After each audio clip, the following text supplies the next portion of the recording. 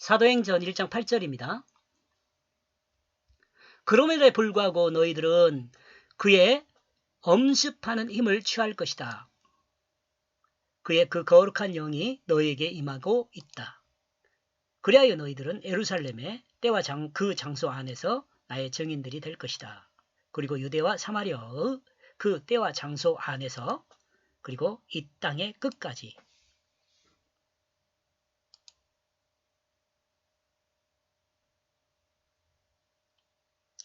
성령은 자신의 욕심을 채우기 위해 받을 수 없습니다.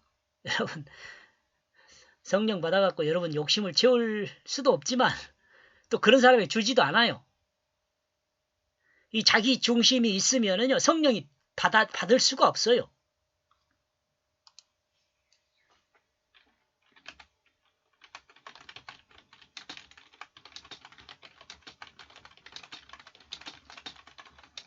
자기 중심이 살아있으면 자기 중심이 살아있는 사람은 성령을 받을 수 없어요. 성령은 겸손하게 낮아진 사람으로서 자신의 그 마음의 자리에 주님을 모시고 하나님이 약속한 그 약속을 기다리는 사람에게 임하게 됩니다. 하나님과 화평을 원하는 사람에겐 성령이 임하게 됩니다.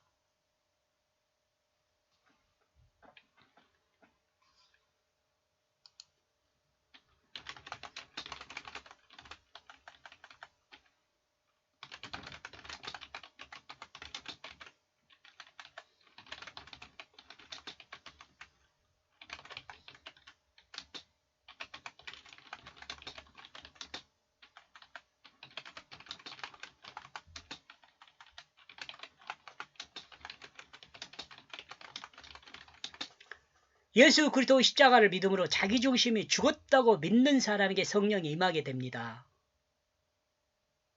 하나님과 화평을 원하는 사람에게 성령이. 자, 하나님과 하나 될 수 있는 방법은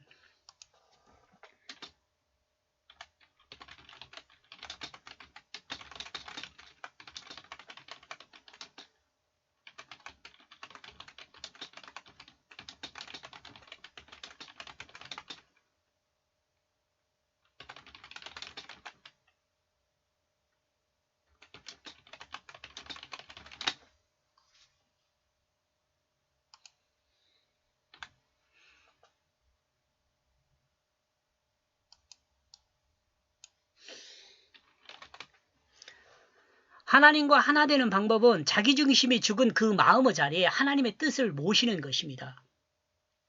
말씀을 영접하는 거라고 이야기를 하죠.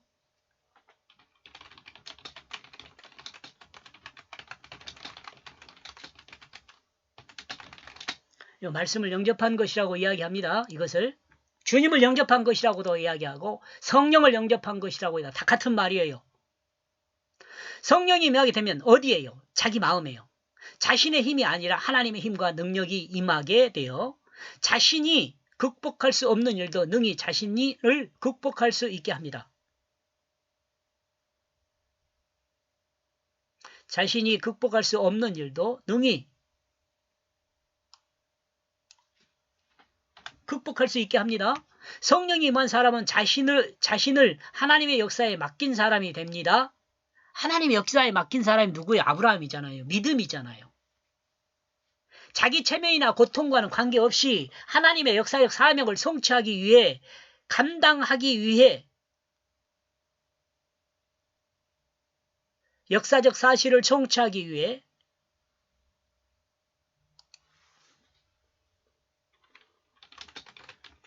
그 일을 감당하기 위해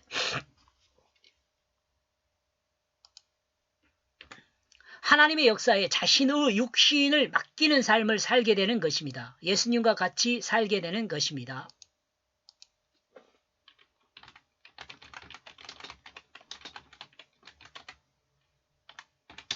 아브라함 같은 삶이며 예수님과 같은 삶이 되는 것입니다. 예수 그리스도가 자신의 삶을 하나님의 복음을 예수 그리스도가 자신의 삶을 하나님의 복음을 증거하는 것으로 온전히 사셨던 것처럼 살았던 것처럼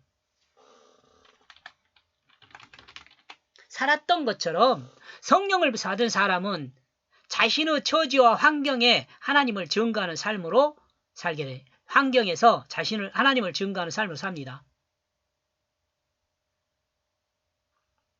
여호와의 증인이라는 말은 참 좋은 말입니다. 여호와의 증인이란 말은. 예수님이 하나님의 복음을 증거하는 삶을 살았기 때문에 그렇습니다. 하나님의 복음을 증거한다. 이 여호와의 증인이잖아요. 그리고 우리는 하나님의 복음을 증거하는 삶, 이를 여호와의 증인의 삶이라 할 수 있습니다. 그런데 우리는 이 주님을 여호와의 증인이라고 말하지 않습니다. 이는 이단으로 규정된 단체에서 사용하기 때문에 우리가 사용하기엔 좀 부담스러운 거죠. 좀 부담스러운 문장이에요. 그러나 문자대로 한다면 참 좋은 말이죠. 사용하기 거북하죠. 이단이 사용하고 있으니까. 그러나 분명한 것은 예수님은 하나님의 복음을 증거하였고 우리는 예수님이 증거한 복음을 증거하는 주님의 제자들이 되어야 한다는 것입니다. 주님께 배운 복음을 세상에 증거하는 사람이 되어야 한다는 것이죠. 그리고 한 걸음 더 나아가 영원한 하나님 나라를 상속받은 하나님의 자녀가 되어야 한다는 것입니다.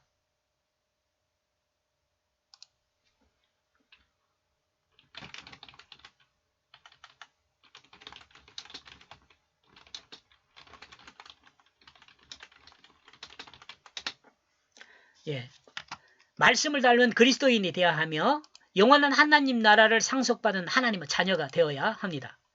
이러므로 예수님이 증거한 복음은 사람을 온전하게 하나님 앞에 생명으로 세워주는 복음입니다. 아멘? 세상을 세워주는 복음이죠. 어떤 개인을 세우는 것이 아니라 우주 만물을 회복하는 생명이 되는 것입니다. 그리스도인은 하나님이 원하는 시간에 하나님이 원하는 장소에서 하나님의 복음을 증거하는 사람으로 세워졌습니다. 그러므로 그리스도인은 증인의 사람으로 살아야 합니다. 그러므로 그리스도인은 증인의 삶을 살아야 합니다. 증인의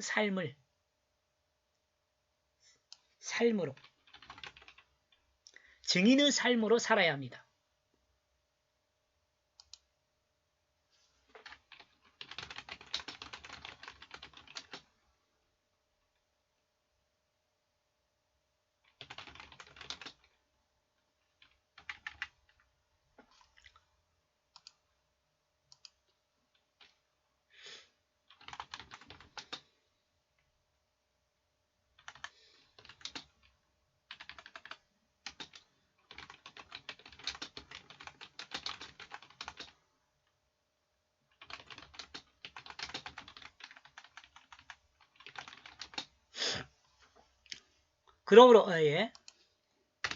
그러므로 그리스도인은 세상이 하나님을 오감으로 느낄 수 있게 증거해야 합니다. 공감하십니까? 우리가 증인의 사람으로 살기 위해서 선행되어야 할 것은 우리가 증인이 되기 위해서는 이렇게 해도 해야 돼. 선행되어야 할 것은 외적으로 또한 내적으로 하나님의 살아계신 모습을 증거해야 한다는 것입니다. 누구처럼? 예수님처럼 말입니다. 증인의 모습은 참으로 담대한 모습이며 당당한 모습입니다. 세상에 그 어떤 유혹이 있어도 세상의 관점에서 판단하지 않고 또한 판단받지도 말아야 합니다. 오직 하나님의 뜻을 따라 판단해야 하며 또한 판단을 받아야 합니다. 고난과 고통이 있고 수모와 수치가 있다 해도 이를 극복할 수 있어야 합니다.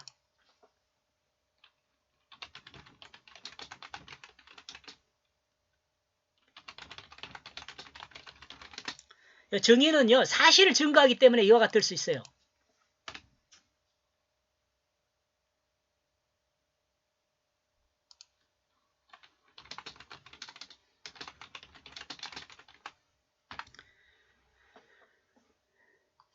사실을 증거하기에 예.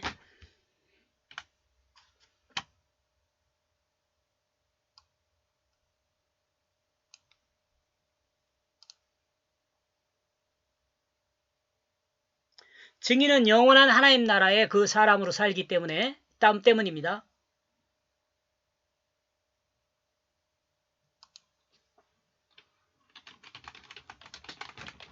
진실한 사람으로 살기 때문입니다. 더러는 하나님을 모르는 세상이 성령의 사람을 이해할 수 없는 삶을 산다고 할 수도 있습니다. 예. 하나님을 이해하지 못하는 사람은요, 하나님을 모르는 사람은요, 성령의 사람을 이해할 수가 없죠. 성령의 사람을 이해할 수 없어요. 그리고 이해할 수 없는 삶을 산다고 할 수도 있습니다. 세상 사람들은 이해할 수 없죠. 이를 증거하는 말이 여러분 그러잖아요. 초대교회 때 예수 믿는 사람들을 향하여 그리스도인이라고 표현을 했거든요. 예수를 닮은 사람. 그런데 이 단순하게 믿지 않는 사람들이 이 예수를 믿는 사람이라고 말할 때는 우리 말로 말하면 아이고 저 지독한 예수쟁이들 이런 말이에요. 그 말이. 근데 그리스도인에게는 얼마나 영광된 말인지 몰라요. 왜냐하면 예수님을 닮은 사람 이렇게 말하는 거거든요. 그리스도인 그러면 예수 닮은 사람.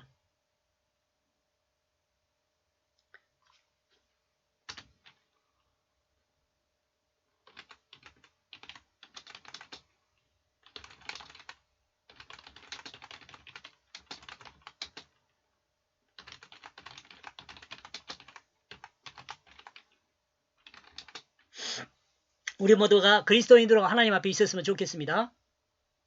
어떤 사람은 말하기를 주님의 복음의 증인으로 사는 사람은 마치 물고기가 물을 거슬러 올라가는 것과 같이 세상의 흐름에 흘러가는 것이 아니라 세상의 흐름에 역행하는 삶을 산다고 말합니다. 어떤 사람이 누군지는 여러분 제가 가끔 말하는 사람입니다. 그리스도인은 세상에 발을 맞추는 사람이 아닙니다. 세상에 발을 맞추는 사람이 아니에요. 이 발이라는 건 행동이 세상과 맞춰지는 것이 아니에요. 그리스도인은 하나님의 시간에 하나님의 원하는 장소에서 하나님의 복음을 증거하는 삶을 사는 것이 곧 그리스도인의 삶이 되는 것입니다. 아멘. 여기까지 보겠습니다. 고맙습니다.